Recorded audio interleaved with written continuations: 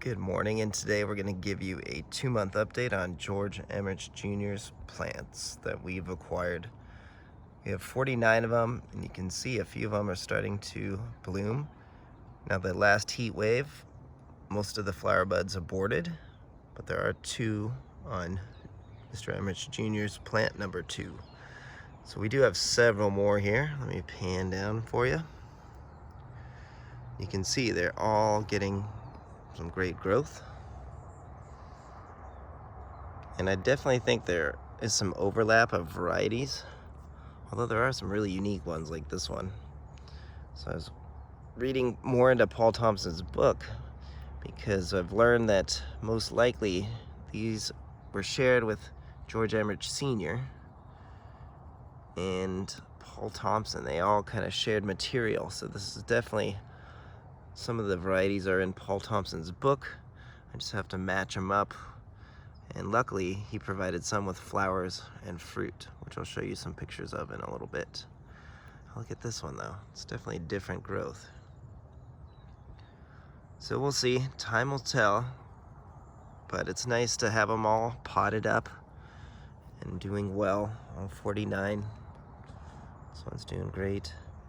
And then there's definitely some more like Hyloceres polyrhizis, but this one's definitely a small cutting, but different.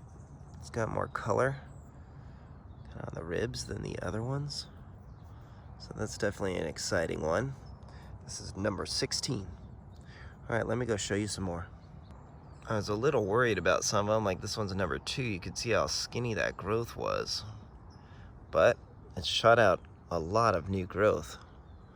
So especially some of these really large pieces that I was able to keep together without having to break apart. You can see this is all one 3-year-old cutting. It's just awesome. Now this one does not have any fruit or flowers, I should say, but it definitely has a whole lot of new growth. Lots of epiphytic roots.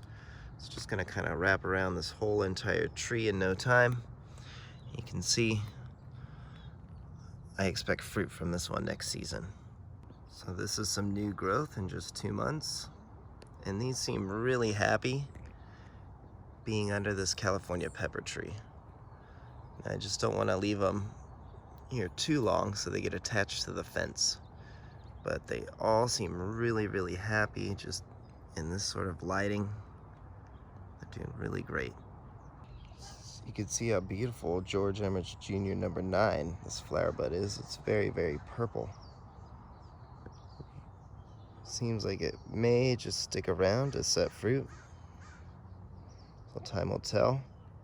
But we have probably about 10 or 15 plants that look very similar to this one. So I'll show you a few more of them.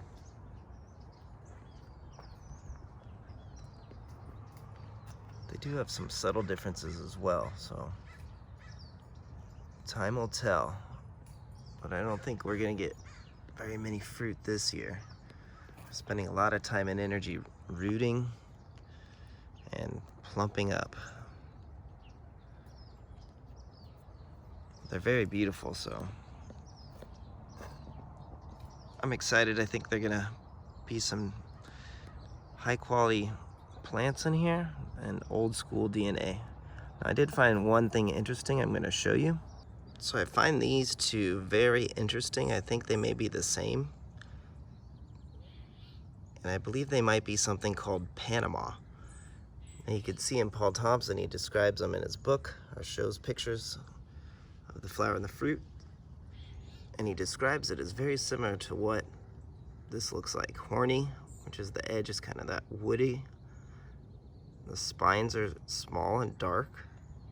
And the color is definitely more like an olive green, especially in the full sun, with like a bluish tint.